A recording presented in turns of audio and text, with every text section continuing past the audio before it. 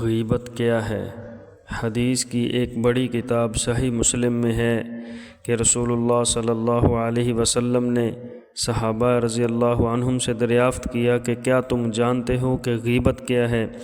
صحابہ رضی اللہ عنہم نے فرمایا اللہ اور اس کے رسول زیادہ جانتے ہیں۔ تو آپ علیہ الصلاۃ والسلام نے غیبت کی تعریف یوں فرمائی، ذکر اخاک بما یکرہ،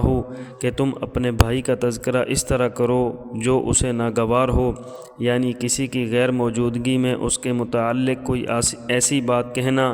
جس کو وہ سنتا تو اسے تکلیف ہوتی، اگرچہ وہ سچی بات ہی ہو، اور اگر وہ غلط اور جھوٹی بات ہوگی تو یہ بہتان ہے اور اس کا دوہرا گناہ ہے۔ حکیم الامت حضرت مولانا اشرف علی تھانوی رحمۃ اللہ علیہ فرماتے ہیں کہ غیبت سے عداوت یعنی دشمنی پیدا ہونا لازمی بات ہے، لہذا جو یہ چاہتا ہے کہ آپس میں محبتیں قائم رہیں، دشمنیاں نہ ہوں، وہ غیبت سے توبہ کر لے اور اس دعا کو یاد کر کے مانگنا شروع کر دیں، اللہم الف بین قلوبنا واصلح ذات بیننا، اے اللہ ہمارے دلوں میں الفت اور محبت ڈال دیجئے اور ہمارے آپس کے معاملات کی اصلاح فرما دیجئے۔ غیبت سے بچنے اور اس دعا کو مانگتے رہنے کی برکت سے انشاءاللہ تعالی محبتیں اور الفتیں باقی رہیں گی۔